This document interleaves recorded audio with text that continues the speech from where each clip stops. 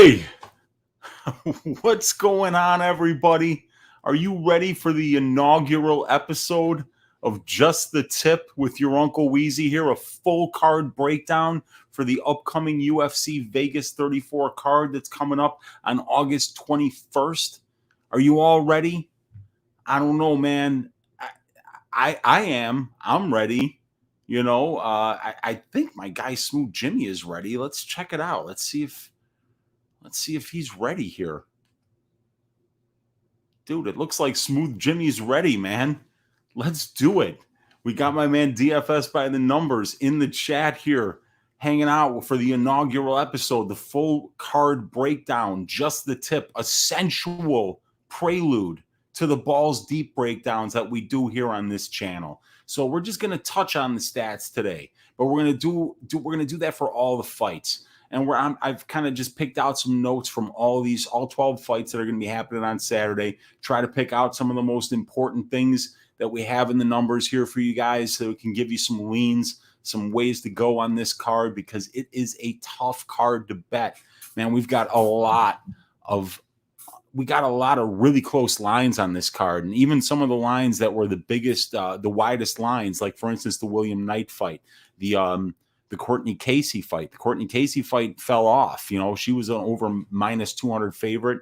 That is no longer happening. And we had William Knight, who opened at -330 and is right now getting close to like -160. So a lot of these fights are coin flips in a lot of people's minds, including the bookies. So we're going to look into all the stats here. We're going to figure out who we like on this card. I appreciate y'all hanging out with me live here for the inaugural episode. So let's bring these stats up on the page here, and let me get my notes ready.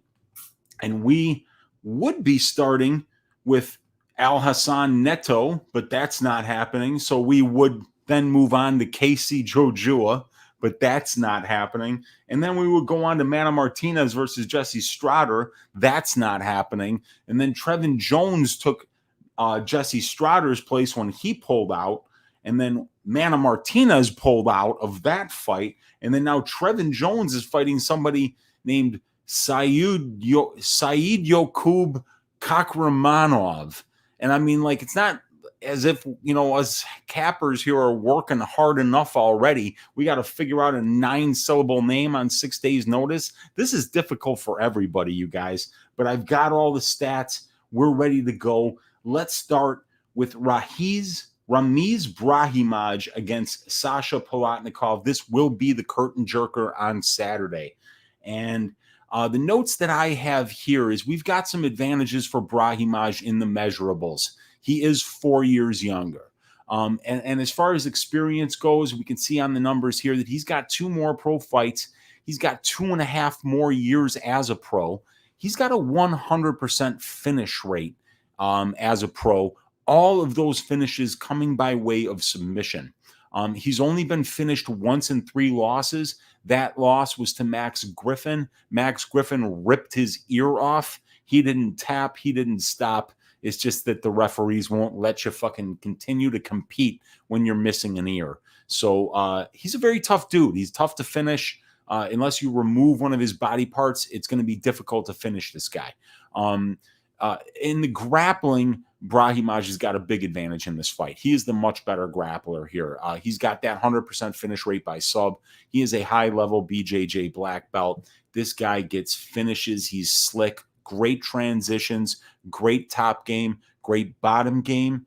And we do know that since he's finished 100% of his wins by submission, that this guy has an ability when it goes to the ground to be able to get the fight over with quickly. Now, Sasha Palatnikov, fighting out of Hong Kong originally, he's 3 inches taller when we look at the measurables. In terms of experience, he's fought 5 rounds before. He's a champion in another organization out in the Far East.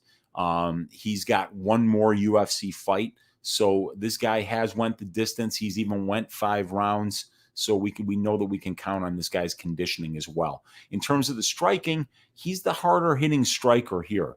He definitely throws more volume. He's averaging 14.33 significant strikes per minute, while Brahimaj is only averaging 10.21 significant strike attempts per minute. So he's clearly the more powerful striker here in addition to that. When we watch these guys on the feet, we do see that Brahimaj is more of a grappler, while we got Palatnikov's got heavy hands, heavy kicks, and is more likely to finish fights by knockout. So he's definitely the harder hitting striker. He's the more powerful striker, and he does have really good footwork. Daniel Cormier even said so much in the Kosi fight. And in terms of grappling, Palatnikov has shown 80% takedown defense thus far in the UFC, and that's going to be very important. Even though Ramiz Brahimaj showed really poor fight IQ in the last fight against Max Griffin, he was losing the entire fight on the feet. He decided that he was not going to shoot for any takedowns, that he didn't need to try to get the fight to the ground. If he does that here against Palatnikov, he's probably going to lose this fight as well, because Palatnikov's faster than him, he's got better footwork than him, and he's got much heavier hands than Ramiz Brahimaj has. So the 80% takedown defense that Palatnikov does have is going to be a really nice thing to keep in his back pocket here, because if Brahimaj does smarten up and go to the grappling here, hopefully if you're on the Palatnikov side, he can stop those takedowns, keep the fight on the feet, and then maybe Brahimaj gets a little bit more tired out. This guy really only wins fights when they're finished in the first round and a half. So if Palatnikov can stop the early takedown attempts and keep the fight standing, he's going to have a really good chance to win this fight by a late knockout or by decision. So let's move on to the next fight here. Hang on just a second. And we've got Roosevelt Roberts against Ignacio Bahamondes. I was let down horribly by Bahamondes in his last performance. He is fighting Roosevelt Roberts, who has really let some people down who have bet on him recently, having recently lost to Kevin Kroom and Jim Miller in his last two outings here. And he also lost to Vinc Pichel, who we'll be talking about later on in this show. So we've got some advantages for Roberts here. We've got some advantages for Bahamondes. Let's break it down. We've got for Roosevelt Roberts, he's got 6 more UFC fights than Bahamondes. He's fought a much higher percentage of his career at the highest level. 63% of Roosevelt Roberts' pro career has been fought at the UFC level, while for Ignacio Bahamondes, it's only 13%. So Roberts has a 5-3 UFC record. They're calling him 5-2 with a no contest. Let's face it, he lost to Kevin Kroom. 45 more minutes in the UFC cage for Roberts, and an 80% finish rate as a pro. So 50% of those finishes coming by way of submission, 30% by knockout. So 10 career wins, 5 by submission, 3 for knockout. And Bahamondes has been subbed in 2 of his 4 pro losses. So there's definitely a path to victory there for Roosevelt Roberts via submission. And he is very slick, and his guillotine chokes and front chokes are deadly. And if Bahamondes winds up sticking his head in there, which I don't think he will, Bahamondes prefers to strike, he could find himself in some trouble. Now, when it comes to the striking, Roosevelt Roberts is very long for this division. Bahamondes is actually longer. He'll be the taller guy, the longer guy here. But Roosevelt is also very tall and very long for the weight class. And we will see that Bahamondes is not used to fighting somebody of Roosevelt Roberts' size. Bahamondes has always been a little bit of a size bully. So Roberts does throw straight, crisp punches in combination. He uses his length very well.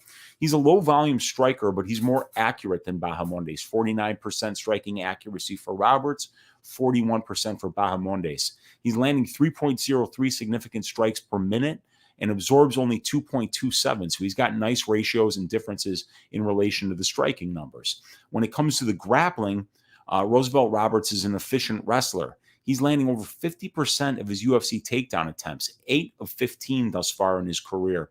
1.75 takedowns per 15 minutes and 1.1 sub-attempts for 15 minutes. So he's actually very active when he is on the ground trying to finish the fight with submissions.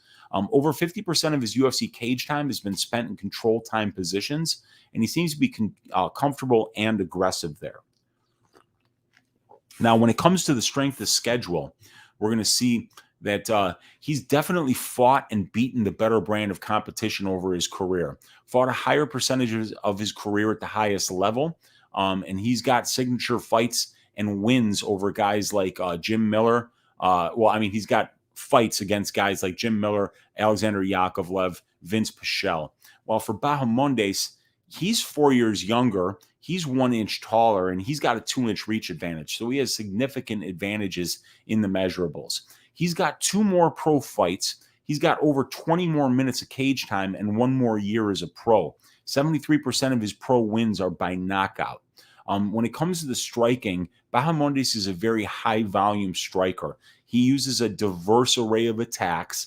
He uses his length well, and he can fight off of his back foot if his opponents are being very aggressive and marching forward, like Makdessi did. He lost that fight, but it was a close fight. It was a split decision, and he dealt with the pressure okay. Some fighters don't deal with pressure well at all. Bahamondes does have good footwork, so he can actually fight off his back foot a little bit. He can do that a little bit better than most 23-year-old strikers, and Bahamondes is only 23. So Bahamondes is 23, Roberts is 27. Both these guys are young. Both of these guys are still going to be getting better. So Bahamondes is actually averaging 19.27 significant strike attempts per minute, and his opponents are throwing about 13. So, even though he's super high volume, his opponents aren't even coming close yet to keeping up with the kind of volume that Bahamondes is throwing. He has a knockdown and only 178 significant strikes landed. So he's got nice significant strike ratios and differences as he lands 7.91 per minute, while he's only absorbing 6.4. When it comes to the grappling, Ignacio prefers to strike. So his 100% takedown defense thus far in the UFC is a very good sign. Over 89% of his total UFC cage time has taken place in the distance striking realm. So thus far in the UFC, he's used his defensive grappling well to keep the fight where he's the most comfortable. And that's definitely on the feet. So, we can take a look at all these numbers. We see that Bahamondes is relatively new to the game, much less experienced, and Roosevelt Roberts is going to be the more well-rounded mixed martial artist here, being able to, especially challenge with those chokes and in the grappling realm. And he's got over 50% takedown accuracy thus far. So he's been pretty economical with his takedown attempts, but when he is attempting them, he's getting them. And that has been a great path to victory for Bahamondes' opponents thus far, as 2 out of his 4 career losses have come by submission. So I do like Roosevelt Roberts to win this fight. I am picking him to win by submission. Bahamondes is getting better still, but I think that Roosevelt Roberts has just fought the better brand of competition, and he's got more ways to win this fight. Let's see what you guys are saying in the chat here. I haven't been interacting with the chat much, but I appreciate all you guys hanging out. I'm just trying to make this go through in about 1 hour here and really just kind of stick to the points for each fighter that could lead them to be, picked by me, or at least find some decent bets here. So we got DXJC in the room, Dan Goldstein, Val Duar, Monk, Burgundy Bets in the room. Burgundy Bets, I'm going to be needing some football advice from you, my man. If you guys are looking for some fantasy football advice, I have subscribe to his channel, and he's got a lot of great content there. So thanks for hanging out, man. Appreciate that. We got Thomas Howard, OKK, Pain Fight Predictions in the room. We got B, we got Tristan, we got Chris Colanzis. This is a great crowd. I appreciate all you guys hanging out with me right now. We got almost 20 people in here for the inaugural episode of Just the Tip. So let's keep it going here. And for all the Uzbekistanis in the room, it's time to stand up. Your boy is on the screen. Saidyokub Kakharamonov on short notice, stepping in to take a guy in Trevin Jones who desperately needed a fight. If you go to this guy's Tapology page, which I'll do right now, we will see how many fights this poor guy has had canceled on him in the last month. We have seen Trevin Jones fighting out of Guam. Guam, stand up. Canceled fight with Mana Martinez. Canceled fight with Ronnie Lawrence. Canceled fight with Tony Kelly. Canceled fight with Randy Costa. Canceled fight with Francisco Rivera Jr. Let's hope that Saidyokub Kakharamonov hangs around long enough to get the job done, to step into the cage with Trevin Jones here on Saturday, because this should be an exciting fight. So let's talk about the advantages for both of these guys. Trevin Jones has a serious experience advantage here. He's got 10 more pro fights. He's got 140 more minutes of pro cage time, and he's got almost 6 more years as a pro, and this will be Jones's 3rd UFC fight. He's 2-0 so far, and Kakharamonov is making his UFC debut. Jones has got 4 wins by submission, 3 by knockout, and 6 by decision, so he's got a number of different ways to win. In terms of the striking, Jones so far has 2 wins by knockout in 2 UFC fights. He is a southpaw. He fights from the southpaw stance, but the power has been coming from the right hand. So he does have an unusual style, and he's caught 2 people with that right hand. He's got a 4.08 knockdowns per total significant strikes landed ratio in a 2-fight sample size, so it's small, but still, that's 2 knockdowns in 2 fights. So he is showing power thus far. That's weighting out to 2.35 knockdowns per 15 minutes. He's got that fantastic power, and he's got a 61.25% striking accuracy thus far into 2 UFC fights. In terms of grappling, Trevin Jones is a no-gi grappling champion. He's got a very strong top game, but when I've watched the tape on him, his bottom game leaves a lot to be desired. He's not aggressive from his back, but when he does get on top, he's very active, and he's looking to finish the fight. He's out-controlled his opponents thus far in the UFC, 17% to 1%. And in terms of strength of schedule, the big wins over Valiev and Bautista in the UFC are huge. He's fought the better competition overall in and out of the UFC in comparison to Saidyokub. Now, for Kakharamonov, he's 6 years younger here. He is taking this fight on less than 1 week's notice, so it's going to be a tough road to hoe. In terms of experience, he's an equal opportunity winner. He's got 3 wins by submission, 3 wins by knockout, 2 wins by decision. And in terms of striking, this dude, he throws heat. He puts everything into every punch, and this dude cracks. If you want to see just a real quick fight, check out Saidyokub. Just check out Kakharamonov against Asker. He knocked him out in the first 30 seconds. And you watch, it was just, this guy throws absolute heat. If you get into a brawl with him, you're really kind of playing with fire, because this guy doesn't play around, man. He throws heat. And he fought 3 rounds with one of the top prospects, Umar Nurmagomedov. And he even had his moments in that fight. So I'm picking Trevin Jones here. He's more experienced. I think he's got more ways to win this fight. He's not taking the fight on short notice. Kakharamonov is. However, I'm not betting it, because I do believe that Kakharamonov is live here. And the line, as far as from what I'm hearing, is flipping on this fight. We've got Trevin Jones is minus 135 right now. Kakharamonov is plus 115. But according to this opened up at minus 300. So Trevin Jones opened up at minus 300 and then shot almost all the way up to plus about 130 here. Plus 130, and now it's flipped back, and Trevin Jones is again the favorite at minus 140. So a lot of line movement here. There's definitely some opportunity in this fight. There's not a ton of tape on Kakharamonov yet, but you can see his fight against Umar Nurmagomedov in PFL. I think it happened in 2018.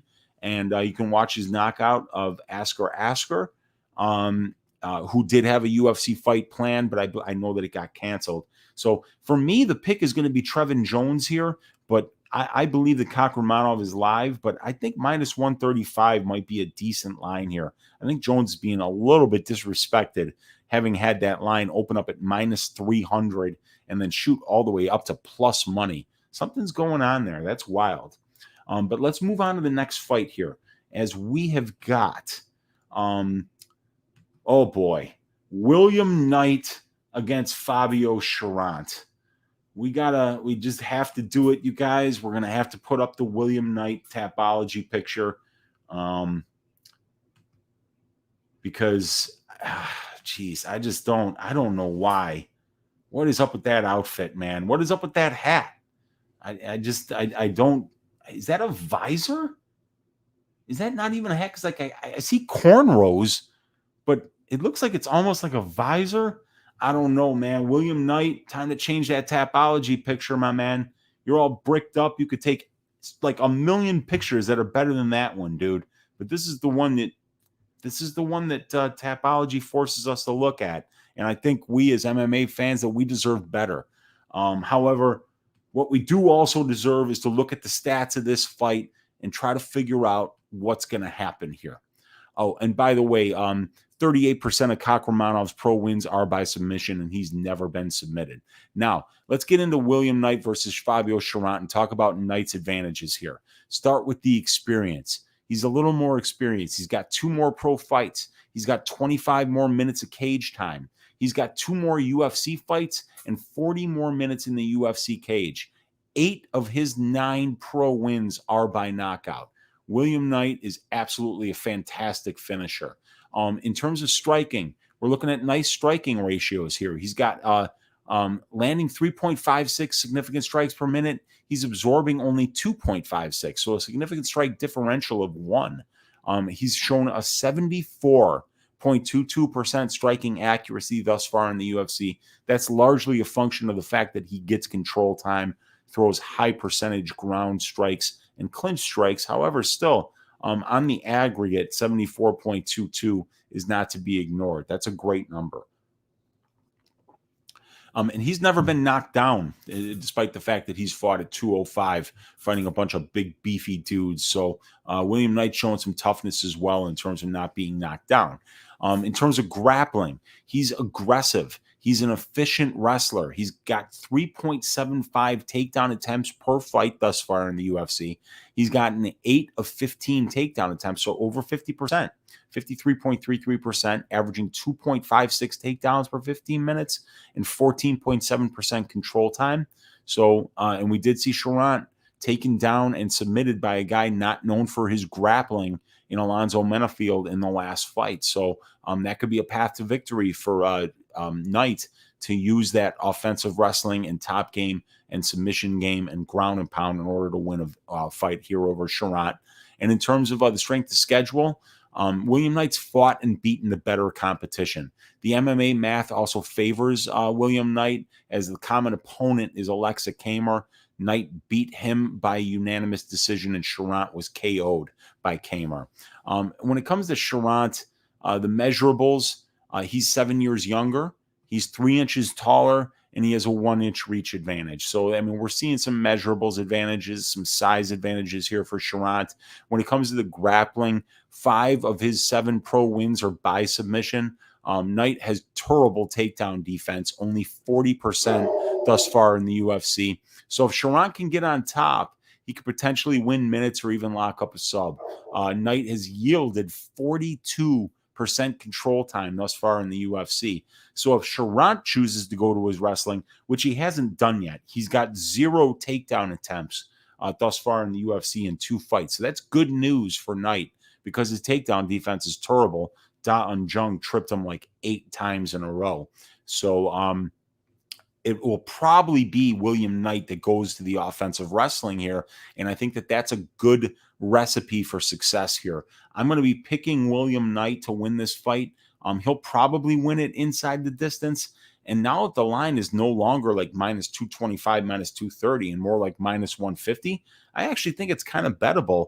And I'm going to be taking a look at William Knight here on the money line, because I just think Fabio Cherant doesn't really have any signature wins. His best win is Myron Dennis. And if you go back and you watch that fight could have went either way. Myron Dennis could have easily been given that decision, in my opinion.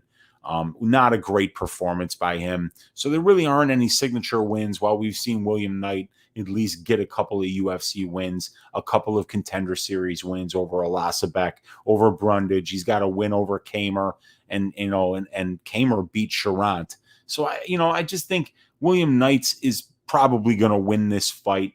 And if the line comes in anymore, I think I'll be betting the William Knight money line as much as I was against that earlier in the week. The next fight, Malecki against Josiane Nunes. And if I had a 1-800 gambler ticker to put on the bottom of the screen here, I would put that up. However, I'm not that technologically sophisticated yet. But let's look here at the advantages for both fighters. These are, two relatively inexperienced fighters that we don't have a lot of tape on. Malecki is much, much, much bigger here. She is 7 inches taller. She has a 7-inch reach advantage. And she has experience advantages here in terms of her UFC experience. Nunes has 6 more pro fights, and this is her UFC debut, while Bea has fought 100% of her pro mixed martial arts career at the UFC level, debuting on the Ultimate Fighter show in the 145-pound division, and then coming back and fighting 2 fights at 135 against Duda Santana and Veronica Macedo. So Bea has actually fought 100% of her career at the UFC level, so she's faced the better competition on the aggregate, and she has 2 more UFC fights than Nunes. In terms of striking, Bea is the Swedish Muay Thai world champion. She's the much cleaner, crisper, more technical striker. She uses her length pretty well. She has a 7-inch reach advantage, and she's shown 63% striking defense thus far in the UFC, so she's also very hard to hit. And Nunes is very small for the division. So if Malecki uses her size well, uses her footwork, gets on her bike and moves laterally, she should be able to pick Nunes apart from the outside, being the much taller woman, being the much cleaner striker, and those knees that she throws up the middle are quite deadly. And against a much shorter opponent like Nunes, I could see them being a great weapon for Bea.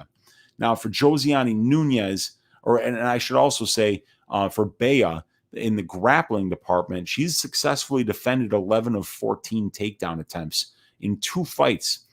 Despite the fact that her opponents have attempted 14 takedowns and Bea has attempted 0, the fact that Bea has out-controlled her opponents at a 20.7 to 12.7% clip is very impressive in my opinion. Think about that, 14 takedown attempts to nothing, and she's still out-controlling her opponents. So Bea has great defensive wrestling, good footwork, good takedown defense, and when she does get taken down, she threatens with submissions and gets up. So all those bode very well for Bea. In terms of Nunes, there's just not much there, you guys. She's got 6 more pro fights. She's got over 30 more minutes of cage time and 5.5 more years as a pro. 6 out of 7 of her pro wins are by knockout, and she stomped the shit out of some soccer moms fighting for diaper money in Brazil. I just don't know how she's going to look on this level. The only decent opponent that Josiane Nunes has had is Taila Santos, and she lost that fight.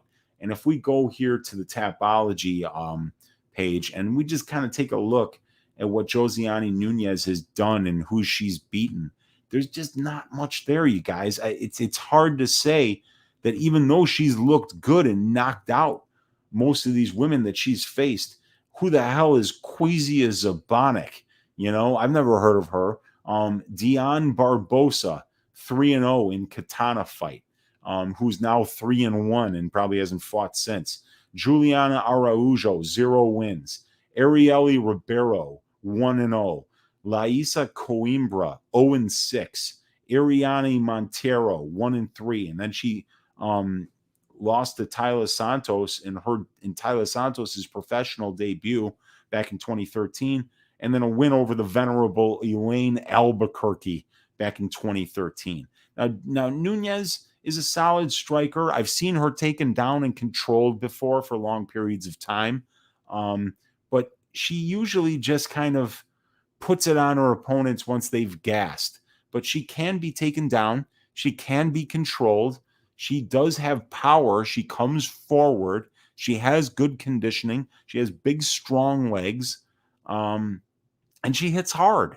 It's just that Bea Malecki, I think this should be an easy fight for her if she were the kind of person that threw more volume, but she, in my opinion, she looks kind of disinterested sometimes in the cage.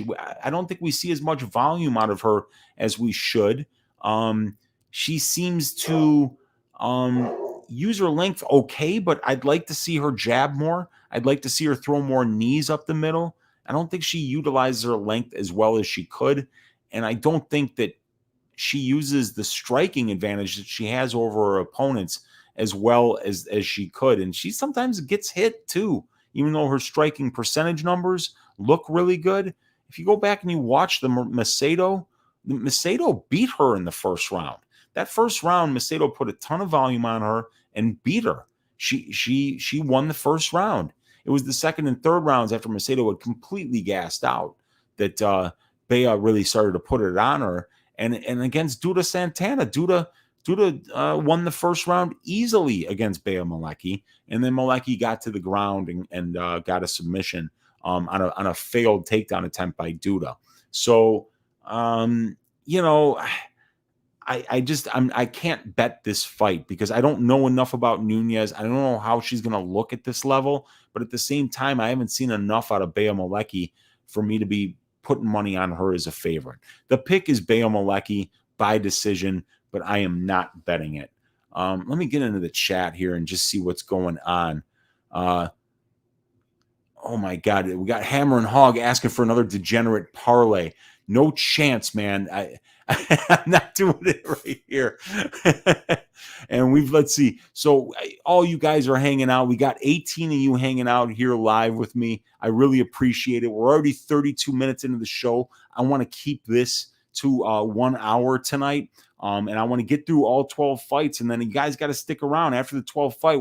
Your Uncle Weezy is going to give you his ass shaving of the week. The guy that he thinks is going to be the most likely to have a one-sided performance on Saturday. So we got to stay tuned for that.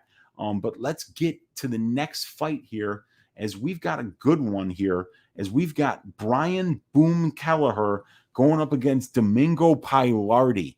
Okay, so let's get to the notes here. We've got for Brian Boom Kelleher, here's what I've got for the advantages. Definitely an experience advantage here for Kelleher. He's got 23 more professional fights. He's got 200 more minutes of professional cage time. 8 more UFC fights. Over 65 more minutes in the UFC cage. Over an hour more of his life in the cage, in the UFC cage than Pilarte. He's a fantastic finisher. 81% finish rate for Brian Kelleher and 22 professional wins. So that's a huge sample size. And this guy does come out to finish people. That is unquestionable. When you have an over 80% finish rate in 22 wins, you go out there to hurt your opponents. And Kelleher does exactly that. So we've got 45% by submission, so 10 wins by submission in his career out of 22, and 36 by knockout. So he's got 8 career wins by knockout as well. So this guy has got a number of different ways to beat you. He's got serious power. He's got a great guillotine. The striking advantages for Kelleher is that he's a solid boxer. He's got really nice power in his hands. Look at the Hunter Azure fight. He's got a 0.56 knockdowns per total significant strikes landed. And Pilarte's knockdowns per total significant strikes absorbed is 2.41%, very high. So there's definitely a path to victory for Kelleher by KO. He's a busy striker, throwing almost 10 significant strikes attempts per minute, while Pilarte averages only 4.09 significant strikes per minute. So Kelleher should be the much busier striker here, and he's got a solid 53.4% striking defense. In terms of the grappling, Kelleher, out of his 6 UFC wins, 2 of them have come by submission. He's got that guillotine choke that we all know about. If you shoot in a sloppy takedown and this guy, he's going to take your neck home with him. He uses it to defend takedown attempts very well, and he averages 1 takedown per 15 minutes and 0.66 submission attempts per 15 minutes, so he does get the job done with the grappling as well. In terms of the strength of schedule advantages, he's got an average UFC opponent has got a 5.6 and 3.2 record for Kelleher. So that's a 1.74 win-to-loss ratio. He beats and loses to fighters with UFC winning records. Fought the much tougher competition than Pilarte has. And then if we're looking at Pilarte here, we're looking definitely at measurables advantages here. He's going to be the much bigger dude. He's 3 years younger. He's 6 inches taller, and he's got a 7-inch reach advantage, according to UFC stats. The experience advantages in terms of Pilarte, he's got a 75% finish rate, 50% by submission, so 4 wins by submission, and 25% by knockout, so 2 wins by knockout. And in grappling, he is a tricky submission grappler.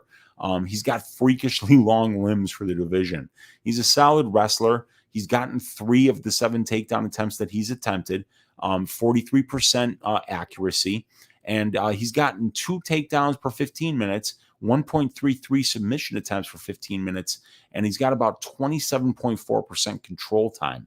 So really good numbers there. 75% takedown defense, so he's been pretty good at stopping his opposition's takedowns, and he's successfully defended 6 of 8 of them in 3 fights. So he's definitely looking really good there.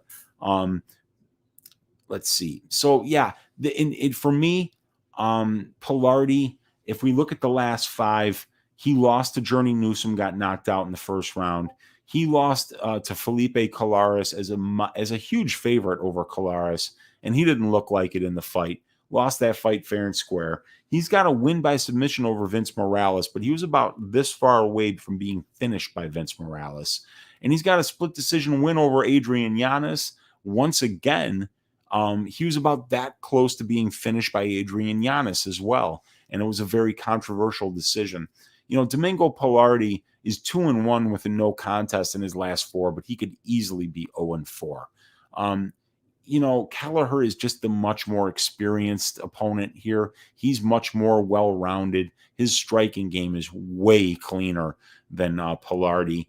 And even the fights that Pilarte is winning, he's really coming close to getting finished. So there's just no way that I could bet Domingo Pilarte here. If he comes back against a veteran like Kelleher, that would be the best win of his career, seeing as the Yanez win came quite a long time ago when Adrian Yanez was a different fighter. So this is going to be his toughest test to date, and I don't think it's going to go well for him. And in addition to that, we haven't seen Domingo Pilarte in quite a while. So the pick here is going to be Boom Kelleher, and I'm picking him to win inside the distance like he almost always does. What do we got? 82% of the time.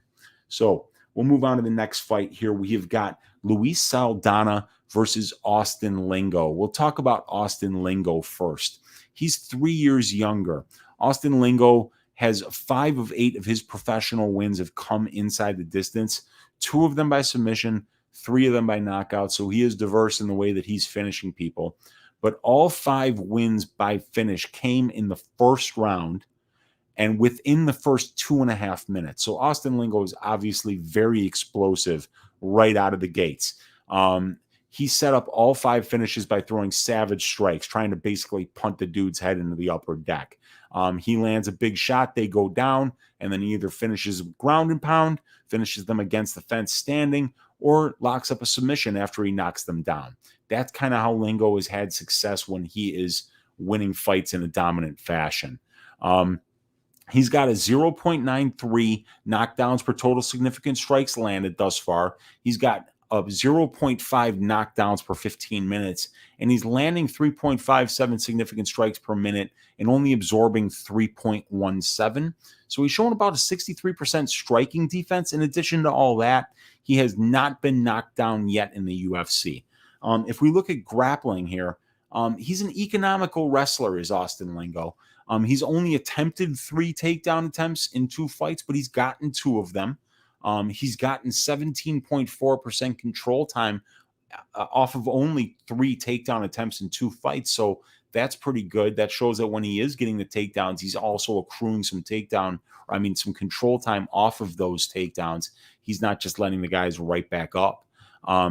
Lingo has only yielded 26% control time thus far in the UFC. So even though he's being out-controlled by about 9%, Lingo has attempted 3 takedown attempts, and he has had 30 takedown attempts attempted against him. So his opponents are attempting 10 takedowns for every one that Austin gets. So you would expect to see him out-controlled by a way bigger margin than only 26% to 17.5%.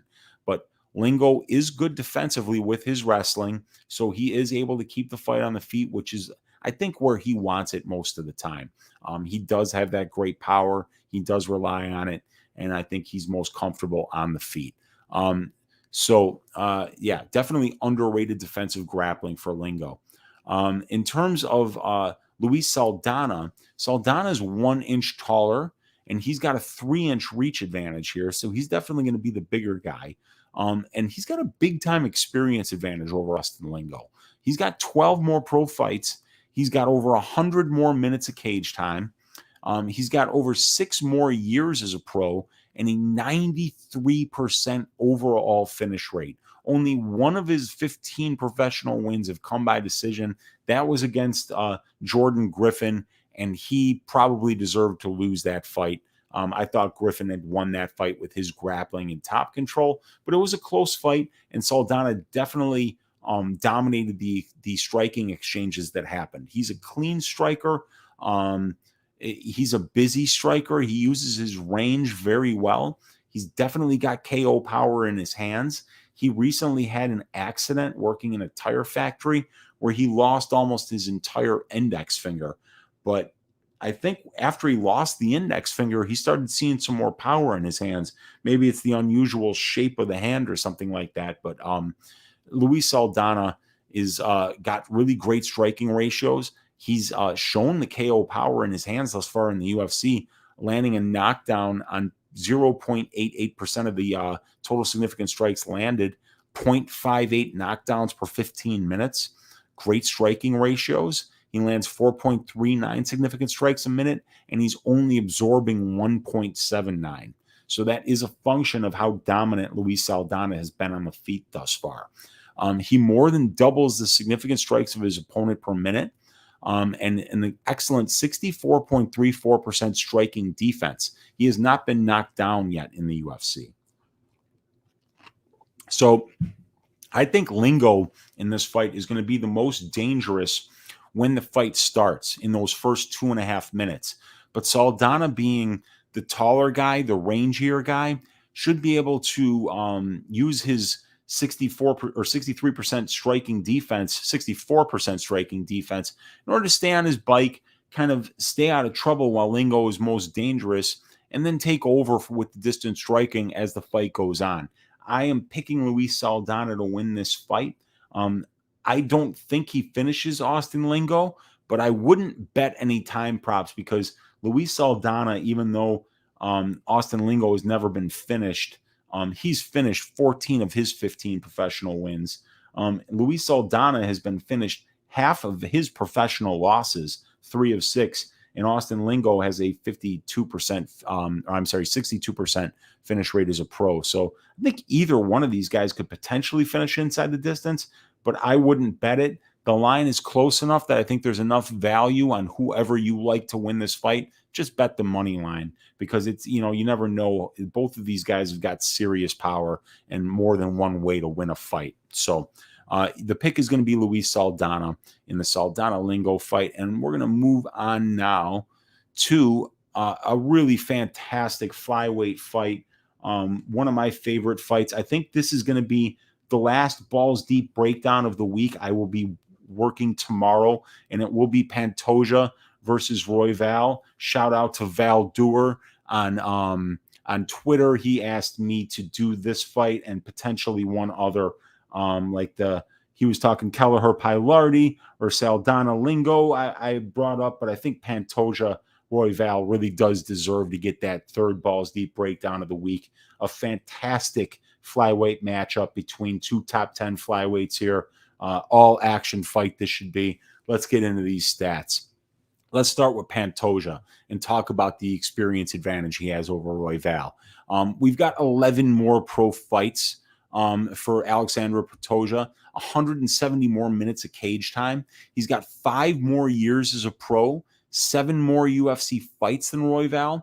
We got a 7-3 UFC record with almost 100 more minutes in the UFC cage. He's a versatile winner. 35% of his career wins are by knockout, 35% of his career wins are by submission, and 30% by decision. In the UFC, he's had 2 of 7 wins by knockout, 2 by submission, and 3 by decision. He's never been finished as a pro. Pantoja is going to be the busier striker here, throwing 9 significant strike attempts per minute, 1.5% more accurate than Royval thus far at 47.86% in comparison to 46.1%.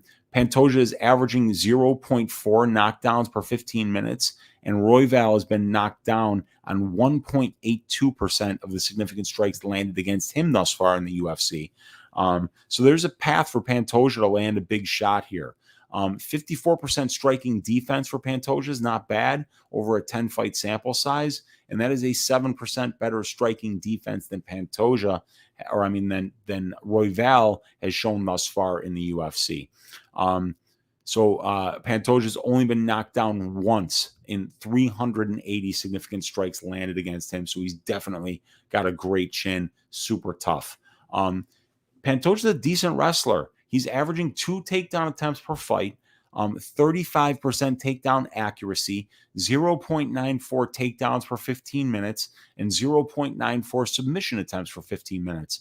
He outcontrols his opponents about 10%. So he's getting 23% control time.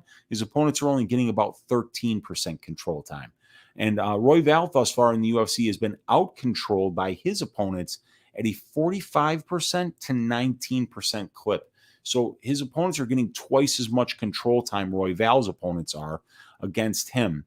So there's definitely a path there if Pantoja chooses to go to his wrestling and does get the takedown.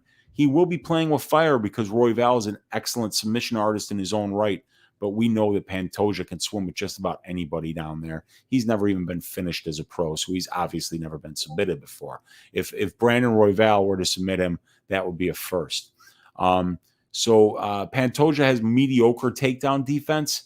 However, Royval has only attempted 1 takedown in his three UFC fights, so that might not even come into play. In terms of strength of schedule, Pantoja has fought a much higher percentage of his career against tougher competition than Royval. My metric shows similar strength of schedule scores, but it's a smaller sample size for Royval.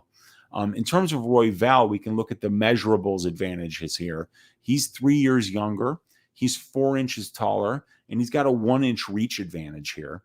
In terms of experience, 11 of his 12 pro wins have come inside the distance. What a finisher Brandon Royval is. And this is kind of like, the irresistible force against the immovable object, because you got a crazy good finisher here in Royval, finishing 11 of 12 professional wins. And you got a guy like Pantoja who's never been finished in 5 professional losses and 28 professional fights. So if Royval does wind up getting the win here over Pantoja, is he going to finish him? That remains to be seen, but I would say no. So he's only been finished once, has Brandon Royval. He's got 5 losses, only one of them coming inside the distance. It was by knockout to Brandon Moreno, the current UFC flyweight champ. However, Royval hurt his shoulder prior to being finished on the ground, and I think that's why he was unable to do anything on the ground. So it very well could be that in 10 professional losses amongst these guys, that none of these losses would have come inside the distance. So both of these guys notoriously hard to finish. In terms of the striking, Royval has shown really good ratios thus far in the UFC in a small sample size, landing 3.77 significant strikes a minute, and he's only absorbing 2.88. So fantastic power as well, as he's landed 2 knockdowns in only 72 significant strikes landed. So that's measuring out to 2.78% knockdowns per total significant strikes landed. And in terms of the grappling, he's a slick grappler, Royval is. Both of his UFC wins have come inside the distance by submission, and 8 of his 12 pro wins are by submission. Despite his opponent shooting 13 takedowns against Royval, and Royval only shooting 1 takedown against his opponents, His opponents are out controlling him by 27%. On the aggregate, Royval is still locked up 2 subs. The defensive grappling numbers look bad for Royval, allowing 4.72 takedowns per 15 minutes and 1.57 submission attempts per 15 minutes, and being controlled at a 45% clip. He's shown his grappling is very dangerous, because normally somebody that had put up those kind of terrible defensive grappling numbers would be getting finished on the ground, would be 0-3 in the UFC, not 2-1 with 2 wins by submission. So it just goes to show that you can be controlling this guy on the ground, that you can be taking him down, you can be controlling him, but he's still dangerous that entire time. He can sweep you, he can get on top, and he can submit you from the bottom as well. So Brandon Royval is dangerous everywhere he goes. He's shown power, he's shown great defensive grappling, he's shown a great bottom game and a great top game. So this is a very, very intriguing matchup. I'm not even putting a pick out there yet, because I think both of these guys have a number of different ways that they can win this fight. I think Pantoja will have the better conditioning. I think he will have the crisper, more economical striking. And I think that he probably wins as a result of that experience advantage and that striking advantage, being that if it does go to the ground, Pantoja can hang pretty much with anybody there. And especially if he is on top, I think he can win minutes there as well. So I think I'm going to go with Alexandre Pantoja. I'm picking him to win by decision. And no matter who I liked in this fight, due to the fact that in their 10 combined losses, only one of them has been inside the distance, and that was due to injury, that I think that the best way to bet this fight, no matter who you're on, whether it's Royval or Pantoja, is to bet it by decision. Let me just check in with the chat really quick here. Hammer and Hog asking here, who's your lock, Weez? Well, we're going to find out after I'm done breaking down all these fights. My lock is always going to be my ass shaving of the week, and we will get to that. And it's just, God, it's good to see you guys in here hanging out. Still 20 you guys in here. This is fantastic. Thank you for hanging out for the inaugural episode of Just the Tip with Uncle Weezy. We got to break down this full card. We got to do a sensual prelude to the Balls Deep breakdown, and we got to give you the ass shaving of the week. So let's move into this next fight, a very intriguing one in my opinion. Vinc Pichel against Austin Hubbard, and I definitely got some notes on this one, because this is a very hard fight to break down in my opinion. Let's start talking about Vinc Pichel here just after your Uncle Weezy wets his whistle here, because I'm working fucking hard right now. 40 minutes of me just running my mouth nonstop. That's even difficult for me.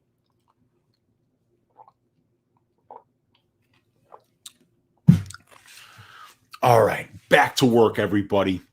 So, Vinc Pichel, Austin Hubbard. We've got a serious age advantage here for Austin Hubbard. When we talk about the measurables, we got a 1-inch reach advantage for Pichel. That's all we can come up with in the body size and in the age and stuff. In terms of experience advantages, kind of tricky here. Pichel's got 6 more years as a professional. He's got 2 more UFC fights than Austin Hubbard, and he's only got 15 more minutes in the UFC cage, but a 6-2 UFC record. Very, very impressive. He's fought more than half his pro career at the UFC level, while for Hubbard, it's about a third. So the striking advantages, solid striking ratio and differences for Pichel here. He's landing 3.2 significant strikes a minute and absorbing only 2.28 significant strikes a minute. So almost a 1 significant strike differential. Very solid. He's got 1 UFC knockdown in 8 fights. That is a 0.35 knockdowns per total significant strikes landed. And he's averaging 0.17 knockdowns per 15 minutes. He's shown a solid 57% striking defense in the UFC, and he's never been knocked down in 8 UFC fights. So that's really good stuff there. In terms of the grappling for Pichel, this is where we're going to find he can be at his strongest. He's an excellent active grappler. He's not afraid to swim in the deep end. He's averaging almost 5 takedown attempts per fight, getting 23 of 38 career UFC takedown attempts. That's fantastic. That's around 60%. That's 60.53% Vinc Pichel has on his takedown accuracy. And that is over a 8-fight sample size, at least 6 years in the UFC. Very, very impressive, economical, offensive wrestling for this man. He's averaging 3.83 takedowns per 15 minutes, and he's out-controlling his opponents at a 36% to 20% clip. Very impressive there. So over half of his fights are taking place in control time positions as well.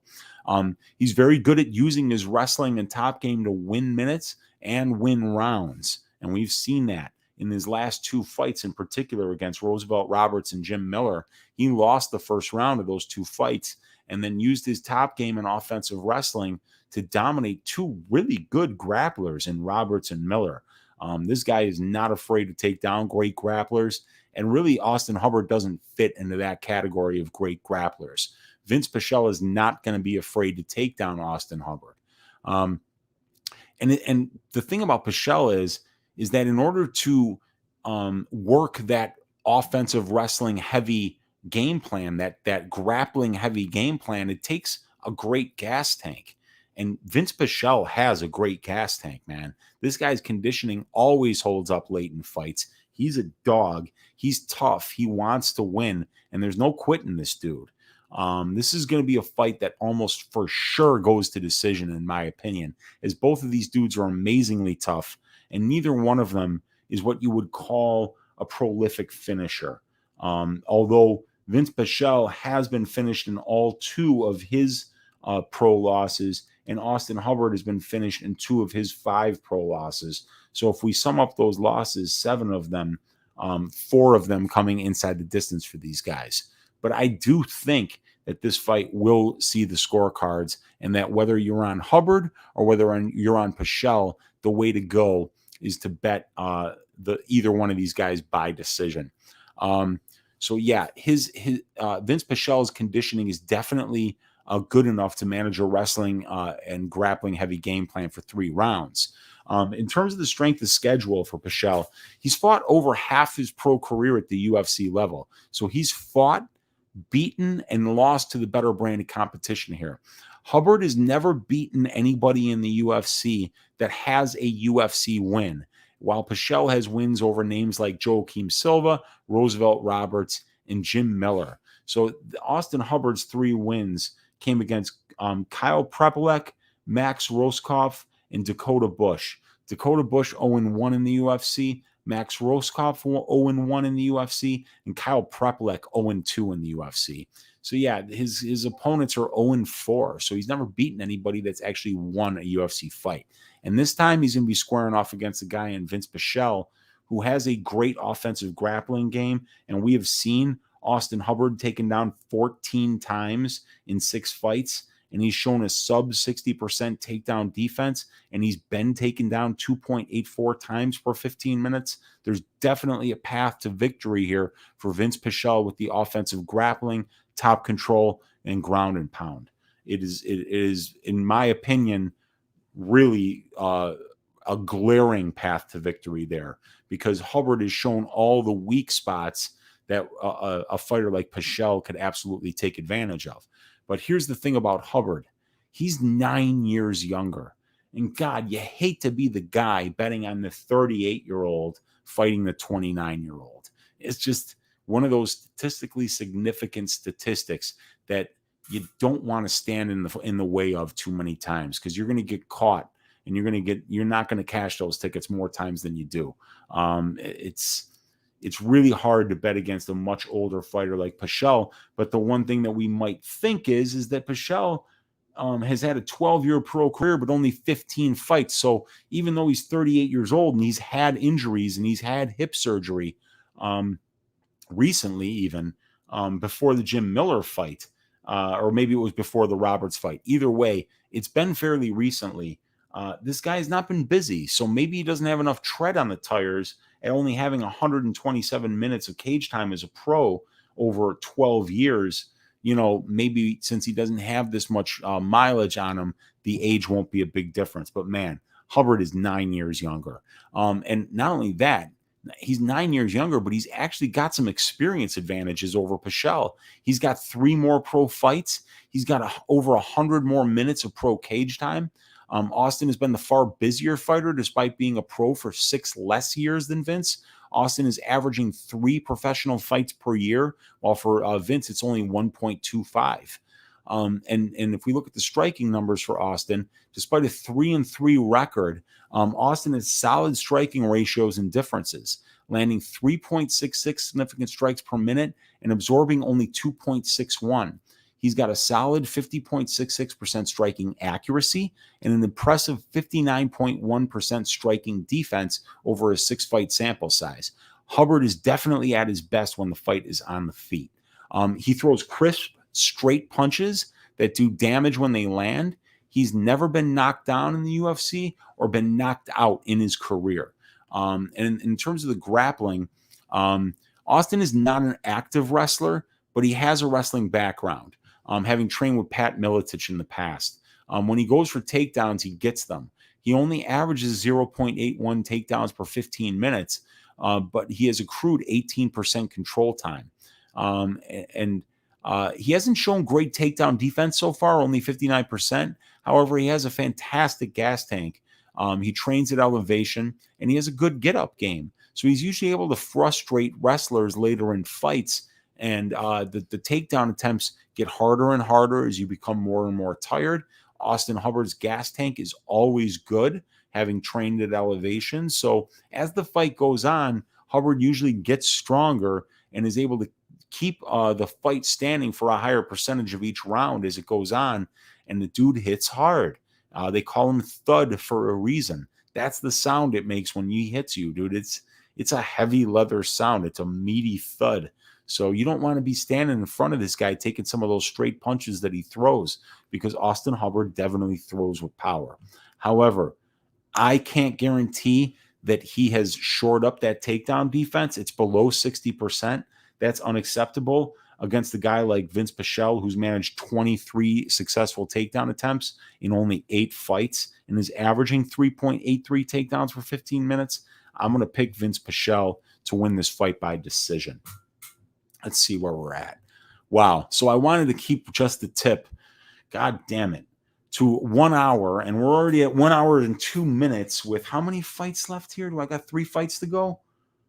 3 fights to go and the ass shaving of the week. So I'm going to have to do a better job keeping these breakdowns a little bit quicker. But you know what? I'm learning along with you guys. I appreciate all 22 of you guys sticking with me here for the inaugural episode of Just the Tip. Thank you so much for hanging out with your Uncle Weezy. I appreciate each and every one of you. Let's get into these last 3 fights and break it down. Chase Sherman versus Parker Porter. Oh my. Okay, let's see. What do we got here?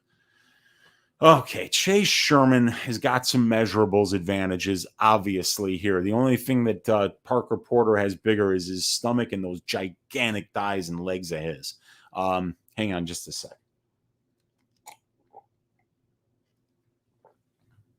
All right.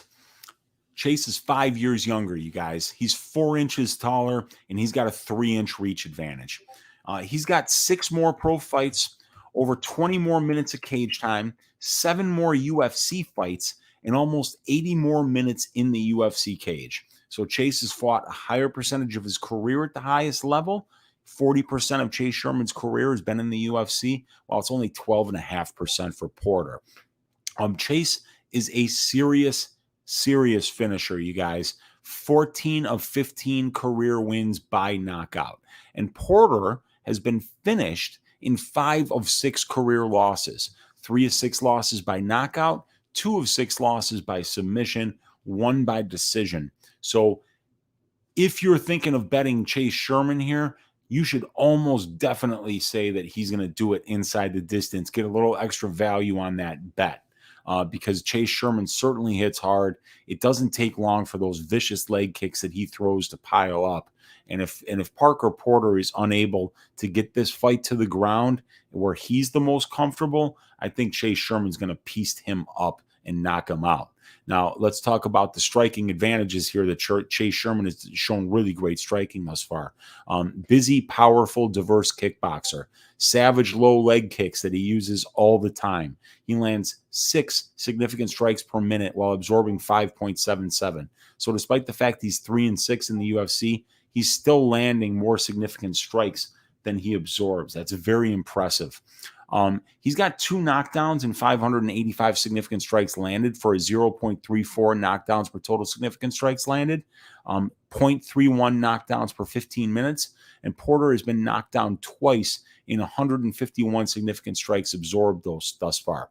It's 1.32% knockdowns per total significant strikes absorbed, and that's 1.54 knockdowns allowed per 15 minutes. So definitely a path to victory there for Chase Sherman via knockout. And then we're talking about the grappling advantages here. Chase prefers to stand and strike, obviously, but he's been excellent thus far in the UFC at keeping his fights at striking range. Chase has 78% takedown defense, which is very good, successfully defending 7 of 9 takedowns against him in 9 fights. But over 90% of Chase's fights have taken place at striking range, where he will have a 3-inch reach advantage and a speed advantage over Porter. So if Chase can keep this standing, he's definitely going to be way more comfortable. In terms of strength of schedule, Chase has fought a higher percentages of his career at the highest level. Therefore, he's fought the tougher competition. The average UFC record of the guy who beats Chase Sherman has a winning record of 6.17 wins and 5.5 losses. So not only is he fighting opponents with winning records, but he's fighting experienced competition as well, with his average UFC opponent having almost 9 fights. Now for Porter, he's got 6 more years as a pro. He's got 8 of 10 wins inside the distance, 5 by knockout, 3 by submission. He's a very busy striker, actually, thus far in the UFC. In a very small sample size, he's averaging 14.38 significant strike attempts per minute, landing at a 51% clip. And he's a solid wrestler with a very heavy top game that we saw in the Josh Parisian fight. He's got serious ground and pound, 2 of 4 on his takedown attempts, and he outcontrols his opponents at a 23% to 5% clip. So if Porter can get this fight to the ground where Chase is uncomfortable, he's definitely going to have some success. I'm actually picking Parker Porter to win this fight in what I consider to be a pretty big upset. The reason I'm doing that is I think that Parker Porter is a good wrestler with a very good top game, but Chase Sherman has been very lucky thus far, being a guy who's most comfortable striking.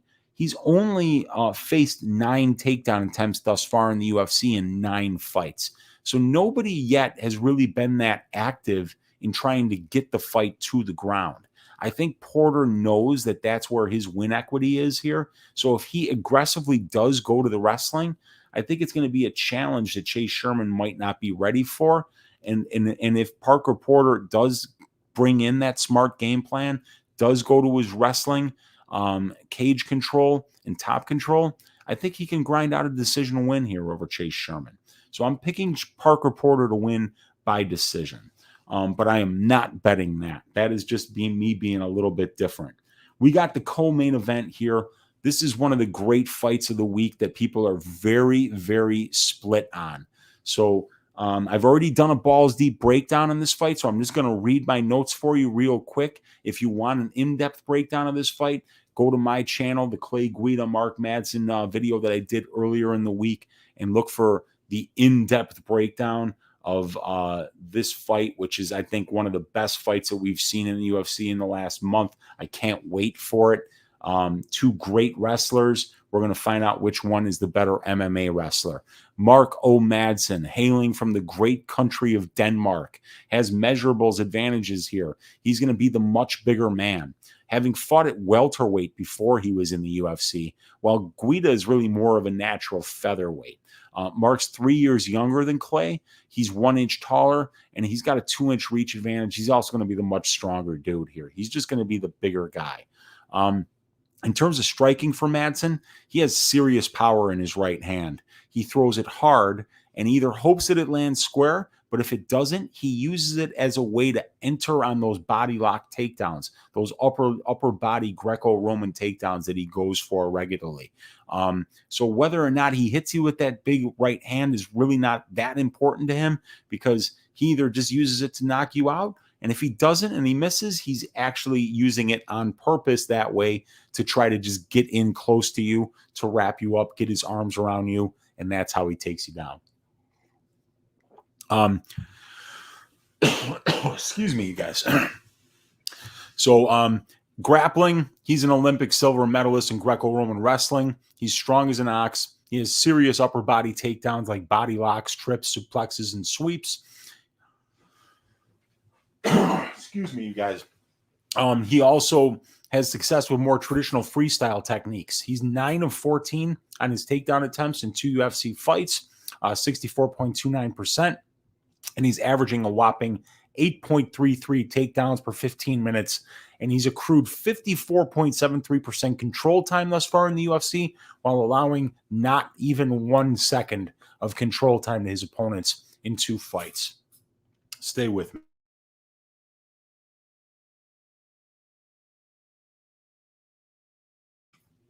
Man, I'm working hard here. All right. So that's what we got from Madsen here. Let's talk Clay Guida, one of the OGs. Clay has got some serious advantages here in his own right. While I consider Madsen to have a power advantage and to have a massive wrestling advantage here in terms of the offensive wrestling, Clay Guida has got a huge experience advantage, conditioning advantage, and stand-up advantage. Clay's got 46 more professional fights than Mark Madsen. He's over 450 more minutes of pro cage time, over 10 more years as a pro mixed martial artist. Clay has 28 more UFC fights and has fought well over half his career at the highest level, while for Madsen, it's only 20% of a 10-fight career that he's fought at the UFC level. Clay has spent over 330 more minutes in the UFC cage. 13 wins by KO, 7 career wins by submission. Clay's done it all. Striking advantages. Clay moves very well laterally, and he's very hard to hit. Lately, he's been throwing with a lot more power. He's landed 6 career UFC knockdowns. He has 0.68% knockdowns per total significant strikes landed for 0.26 knockdowns per 15 minutes. Even though he gets hit more than he hits his opponent, he's got a negative 0.17 significant strike differential. He's shown a career 64% striking defense, which is excellent over a 30-fight sample size.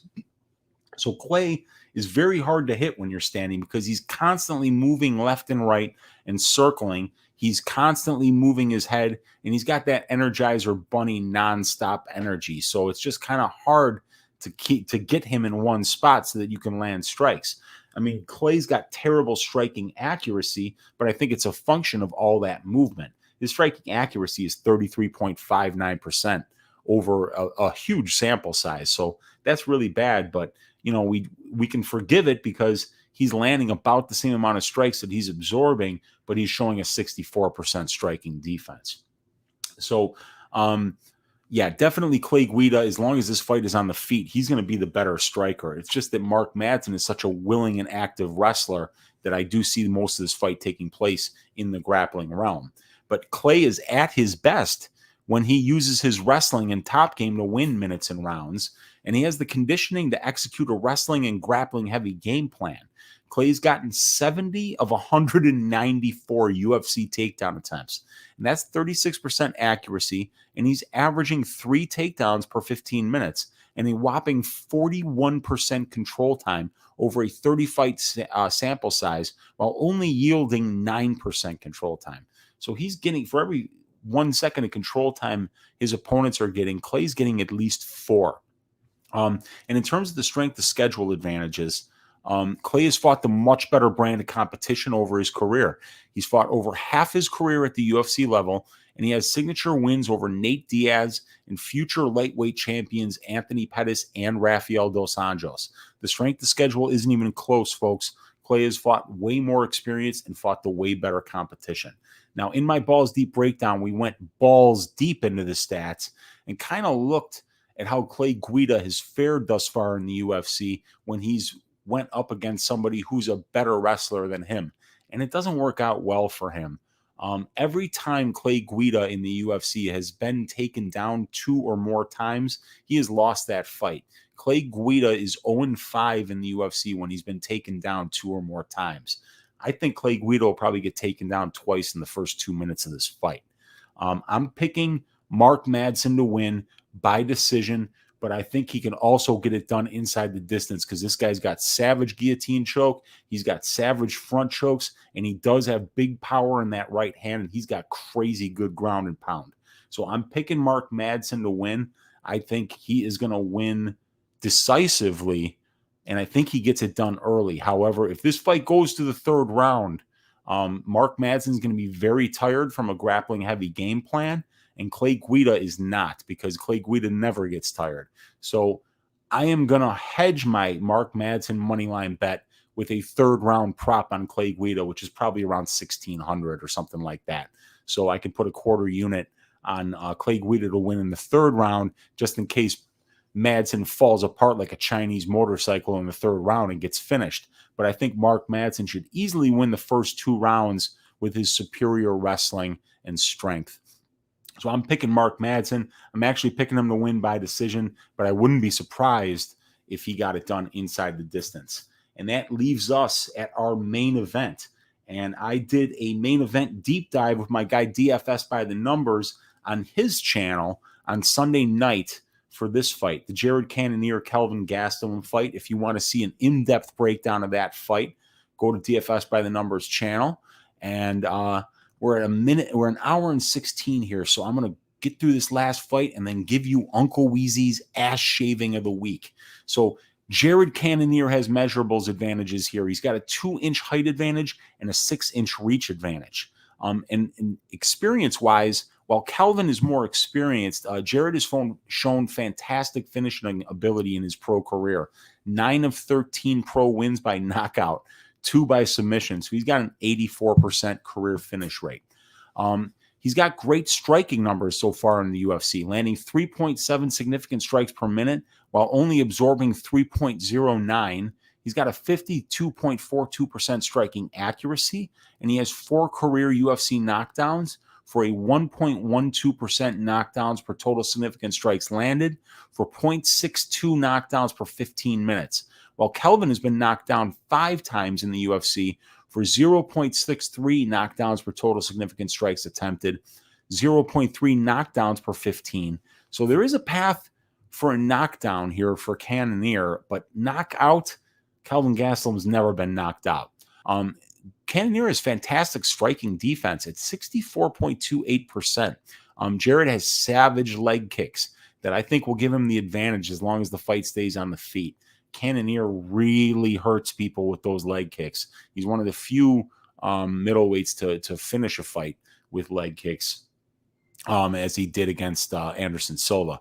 This is a great spot for Cannonier here on the feet. He throws with a little more power than Gastelum does.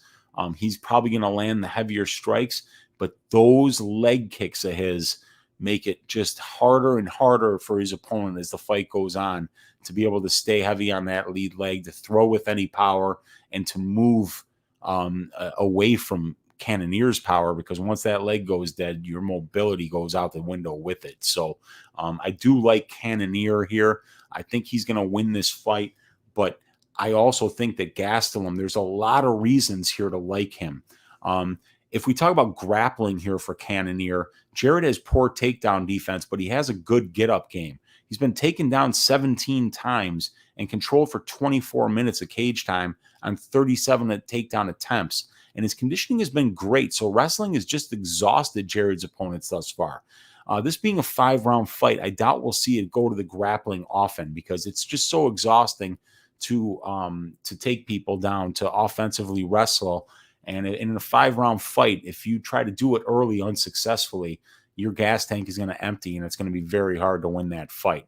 And so far, even though Cannonier has been taken down fairly easily, his takedown defense is only 54%. He's never been subbed, and he seems to just get up all the time because he's so strong. And if 205ers were having a hard time holding him down, I don't know if Kelvin Gastelum, who's really just a blown-up welterweight, is going to be able to hold him down. The strength of schedule metrics are close for these two guys, but we need to bear in mind that Jared has fought at heavyweight and light heavyweight before coming down to middleweight, while Kelvin really belongs at welterweight. So Jared has fought the bigger and harder hitting competition over his career. For Kelvin, he's 8 years younger than Jared Cannonier, and he's a southpaw. So that's a really good thing. That you would think that Gastelum's the older guy because he's been around for longer. His mixed martial arts career is over 2 years longer than Jared Cannonier's, but we know that Kelvin Gastelum started fighting at the age of 17. So he was in the Ultimate Fighter house at a very young age. So he's got 6 more professional fights than Jared. He's got 125 more minutes of cage time and over 2 more years as a pro, 8 more UFC fights, and 150 more minutes of UFC cage time. So almost 80% of Kelvin Gastelum's career has been fought at the UFC level. So this guy basically jumped into the deep end of the pool as a very, very young man and has been there ever since. So this guy is a G who's been fighting the toughest guys for the longest time. Gastelum's career, he's got 6 career wins by knockout, 4 by submission, 10 of 16 pro wins inside the distance. He's got solid all-around striking numbers, landing 3.52 significant strikes a minute, absorbing only 3.24. He's got over 1% knockdowns per total significant strikes landed, 0.55 knockdowns per 15 minutes. And Jared Cannonier has been knocked down on 1.34 of the significant strikes he's absorbed. So there's definitely a path to victory by KO for Gastelum, as 2 of Jared's 5 career losses are by knockout. And he's got a solid 57.5% striking defense. Kelvin's an active wrestler, and he's shown that a little bit more recently, especially in the Heinisch fight. He's averaging 2.5 takedown attempts per fight. He's getting 19 of 51 career UFC takedown attempts for a 37.25% accuracy and 1.16 takedowns per 15 minutes, and 15.52% control time and 15.7% control time against. Below average takedown defense at 62.82%. However, he's a 10th planet jiu-jitsu black belt. Kelvin can definitely hold his own on the ground. So I'm going to be picking Jared Cannonier to win this fight. I think he's going to win a striking-based decision that goes all 5 rounds. Both of these dudes are incredibly tough. I don't think either one of these guys is getting knocked out. Jared Cannonier fought 2.5 rounds with a broken arm against Robert Whittaker and actually had his moments at certain points of that fight. Kelvin Gastelum's never been knocked out, despite the fact that he's fought some of the toughest guys that the UFC has to offer for over the last 10 years. So, I see this fight going to decision, and whoever you like, I would suggest that you pick them by decision. But the pick for me is going to be Jared Cannonier. So what do you guys think, man? Who are you thinking is the most one-sided fight? Because this is an awfully tough card. As I bring up the odds here, we look at the favorites. Cannonier around -150. Madsen around -170. Chase Sherman, one of the bigger favorites on the card at -190.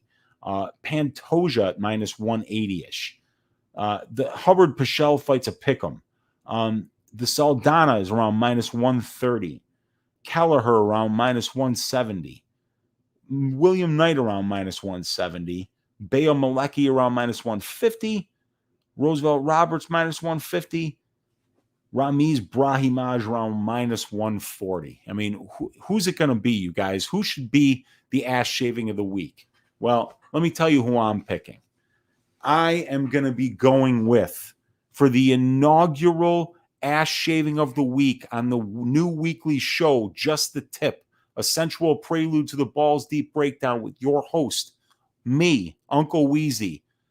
The ass shaving of the week is going to be Brian Kelleher over my man Domingo Pilarte. Business is booming, and my prediction is that Boom Kelleher is going to shave Domingo Pilarte's ass inside the distance. Second round knockout. ship it. Your Uncle Weezy called it. Thank you guys for hanging out with me on the inaugural episode of Just the Tip. I got to figure out a way to get this down to 1 hour, but it's been a privilege hanging out with all of you guys. I hope you enjoyed the new show. I'm going to put some timestamps in here so that you guys can just get the breakdown for the particular fights that you want. Check me out on Twitter at MMA Weezy. Go to Pub Sports Radio and check out Stat Diggers, the show that I do with DFS by the Numbers every Sunday night, 6:15 Central Time. Also go to Pub Sports Radio to check out the new DraftKings show that I'm doing with DFS by the Numbers, Z's MMA, and my man Luke from Sparring with Reality Betting, a 4-man panel talking all things DraftKings for the upcoming stream.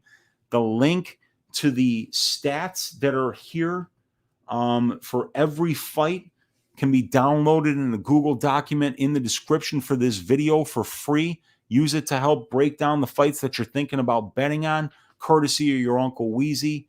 God bless each and every one of you. Thank you for hanging out on the inaugural episode of Just the Tip. I will see you tomorrow with a balls deep breakdown of the Pantoja Royval fight. Good luck on all your bets for UFC Vegas 34. Let's make some money, you guys. Thank you for spending your, Wednesday evening with your Uncle Weezy talking fights. Thank you, guys. Take it easy.